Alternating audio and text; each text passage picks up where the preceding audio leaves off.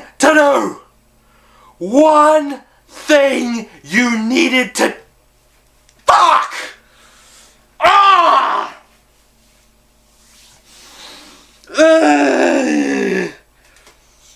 I woke up at 2 o'clock in the goddamn morning for this! Ah! Okay. Alright. Let's start off with the fucking name. Xbox! Why? The one name! Pun intended. The one name you shouldn't have gone with is this stupid... you know what I hate the most about people nowadays? The people that, release a sequel or something with a title that makes it look like a prequel or a new reboot or the original again. You call it Xbox One! This is what we call the original Xbox! And you... Okay. I can get your understanding. It's a machine that does everything. It has everything in one. DVR, gaming, entertainment, you name it. But it's a DVR and it looks like a fucking TiVo. Seriously, am I the only person who notices this? It looks like a goddamn TiVo. Ah! But now, I actually heard rumors a few weeks ago that they were just going to call it Xbox. That was even going to be worse. Take eBay. Take going on forums trying to find out information for the original Xbox. What are people going to do now? People are going to be confusing the Xbox One, the original, with the Xbox One, as in the new console.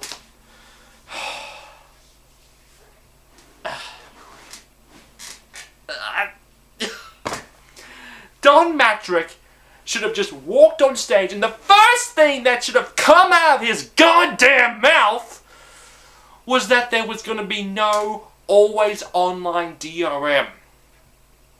That should have been made clear.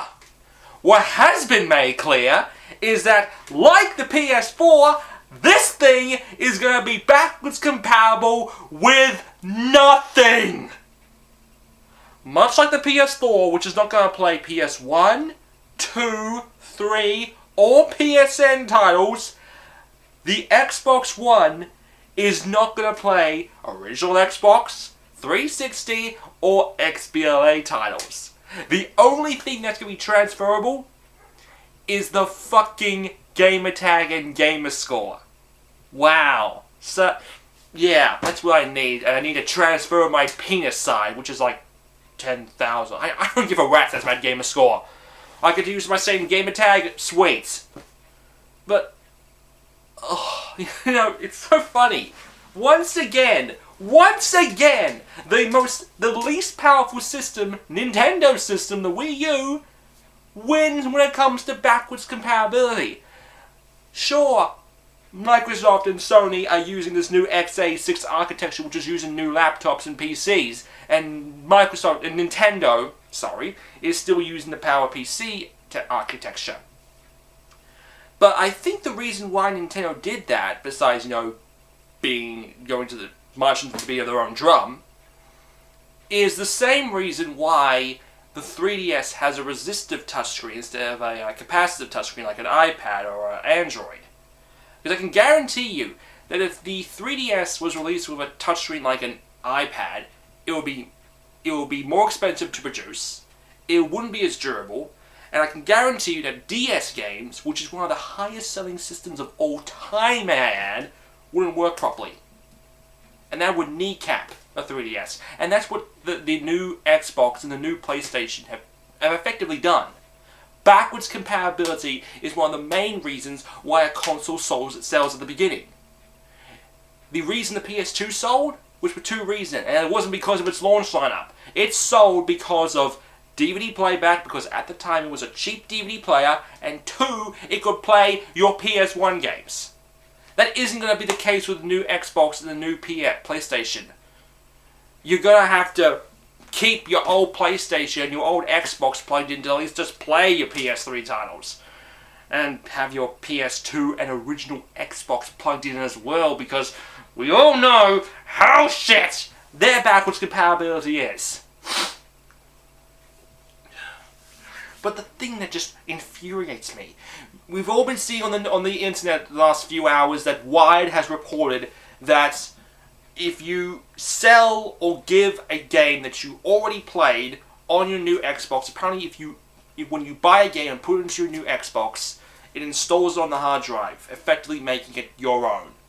And if you give that game disc to someone else, they've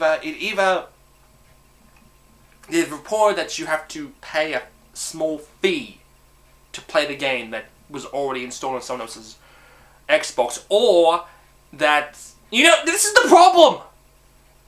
They haven't made it clear. They're denying things. They've actually denied that the fee is actually existing. But they haven't made clear what is going to happen with used games.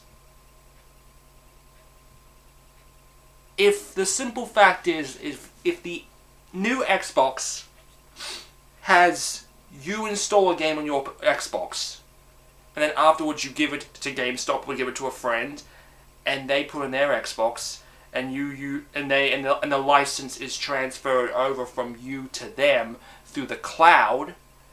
If that's the case, that looks like a bit of that's okay. But if Xbox One has devices in it that pretty much curb the desire to buy and to get used games, then that's pretty much Xbox One and the Xbox franchise's demise. For the simple fact that if they are going to put this barrier between used games and their system, GameStop is not going to be happy.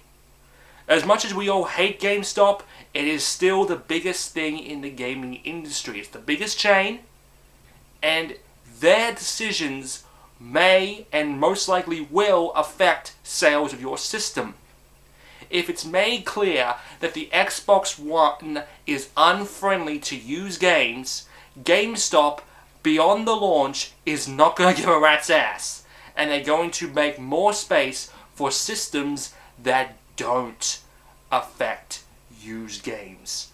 Like the PS4, like the Wii U, and like the Ouya.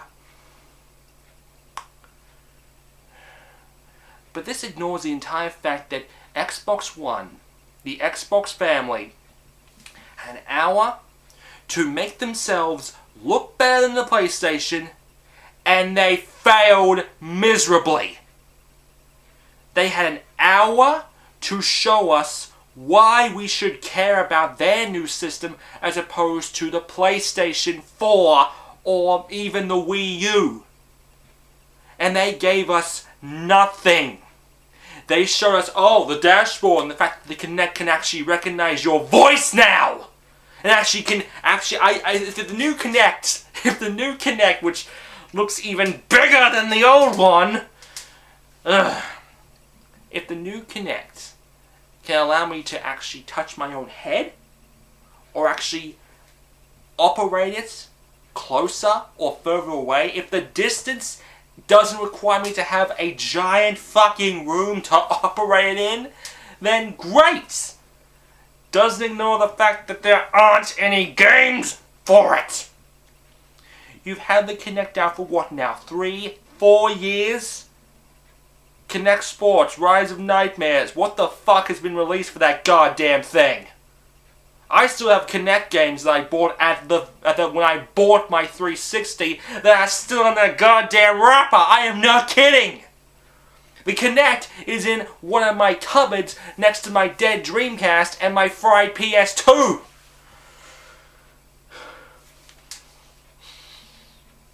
But you spent an hour showcasing all this dashboard stuff and all this stuff. I can watch a movie. I can multitask. Oh, look, you finally put Skype on the fucking thing!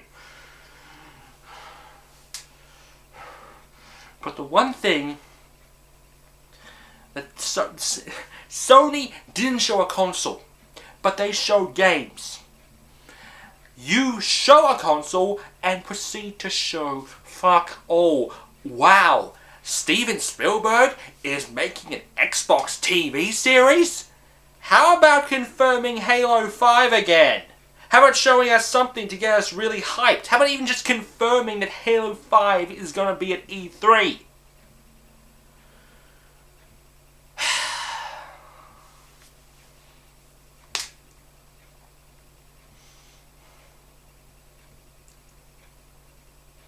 They show off EA Sports and the new engine, which I can guarantee you the EA Sports will say cannot support the Wii U. They showed off at least 10 minutes of Call of Duty Ghost, a game that is on every system from the Wii U to my oven, and even my refrigerator. Showing off the brand new engine and how the fact that dogs look bloody good and it's like I give a rat's ass. They show off Forza. They show off Quantum Break with no game, some gameplay, but mostly live action, pointless cutscenes. Remedy's making it. Whoop-de-doo. A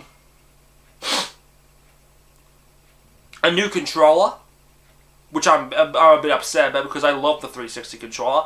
It looks pretty much the same, just looks like a cosmetic difference. If they fix the D-pad so it at least actually functions as a D-pad, great. But here's the thing. E3 is coming out in 2 weeks. Sony and Microsoft have just shown off their systems. Well, Microsoft have shown off their system. Sony is still invisible to us. But neither have given us a date, and neither of us have given us a price. And whoever goes on first, this is going to be a repeat of 1995's E3 when it came to the Sega Saturn and the PlayStation. Sega went on first. They announced a launch date of that day and a price point of $399. Sony was on later. They walked on with their date, September, walked on and said $299 and walked right off. Now, I'm judging. Now, because of history serves us well, and I can pretty much guarantee you that Microsoft will be first, and then Sony will be. Now, I don't know how price decisions work. I don't know if the simple fact that they can just immediately decide to charge less or more for a system on the day of E3. I'm guessing that the prices of these systems have been made well in advance, and Microsoft and Sony are going to both show off their hands at E3. Which means that at E3, the majority of that event will be Sony and Microsoft going completely ballistic against each other. I'm the PS4. No, I'm the Xbox One. I'm better. No, I'm better. I got more RAM. Well, I have better RAM. I can do this. I can do that. I can multitask. I have this process. I have this. I'm better. I have Halo. I have Killzone. And then in the back, while these two behemoths are just breathing fire on each other, they're like, "Hi everyone, I'm Nintendo, and I have a few games I want to show you. First I have Smash Brothers Universe. It's coming for the Wii U and 3DS, and has all your favorite Nintendo characters. And oh look, here's Mega Man and Pac-Man as well. And oh look, here's Goku because we made it by Namco Bandai. And thank you for this money. How generous of you. And okay, next we have Mario Kart U. It has going to have DLC and and 16-player multiplayer. Oh, thank you. Oh, how nice of you. Give me all this money. Oh, this is too much. What am I going to do with all this money? I also have a new Mario 3D, Wind Waker HD, Bayonetta 2, Shin Megami Tensei Cross Fire Emblem, Wind Waker HD. Oh no! Oh, stop throwing money at me! No! I'm being covered in money! I'm drowning in money! No! Oh, by the way, Retro Studios is bringing out a new project. It's Banjo-Kazooie. No! I'm being covered in money! I can't breathe! All this money! No!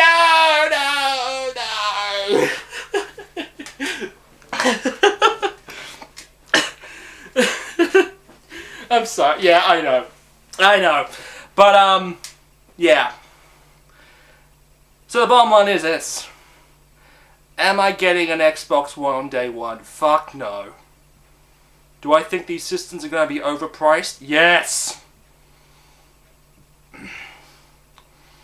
Is Microsoft and Sony expecting me to buy expecting me to buy a Vita and Surface so they can achieve their Wii U dreams? Oh, you better believe it. The Xbox One. All right, this is a computer. This is their PS3.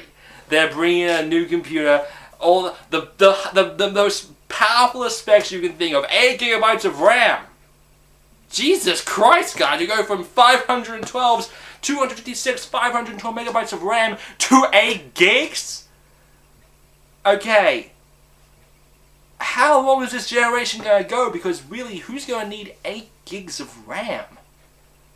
Alright, if you were able to survive on 512 megabytes of RAM for 8 years, why the fuck do you need 8? I'm on 4. And that's fine for me. I mean, the Wii U is on 2 gigabytes of RAM, that's running pretty damn good. I know, me being a biased Nintendo fanboy, suck it up. I actually own all the systems. And the fact that I'm actually the fact that I'm doing this video instead of going, Xbox One is doomed, Nintendo for life, yeah! The fact that I'm not doing that proves that I'm not a biased fanboy. I like the Xbox. When it comes to my order of preference, it's Wii U, 360, and PS3. Or more specifically, Nintendo, Microsoft, and Sony. If it isn't on a Nintendo system, I will most likely 10 out of 10 times, I will buy it for the 360. I will buy the PS3 games. The exclusive ones. And, okay, just to make it clear. If Sony announces The Last Guardian for the PS4, which, looking at it now, that is a very likely thing to happen. I'm going to throw my PS3 out the window because the only reason I bought that system ever was for The Last Guardian.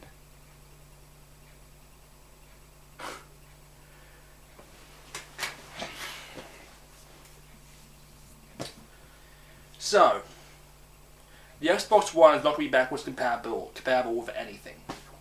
They are still unclear about their DRM.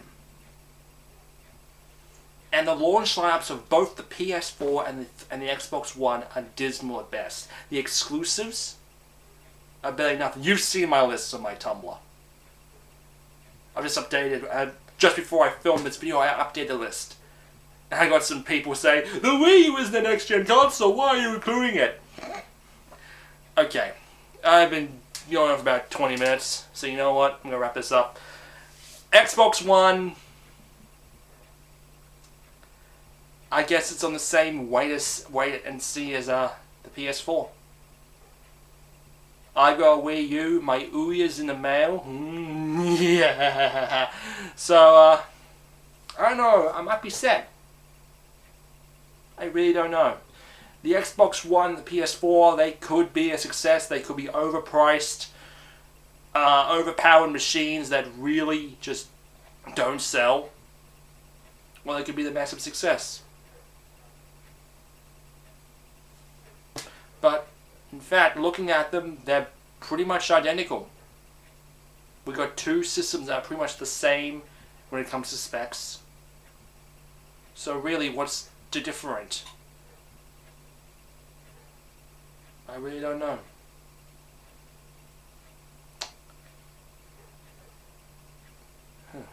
I got nothing else to go. I'm Enigma, and thank you for watching.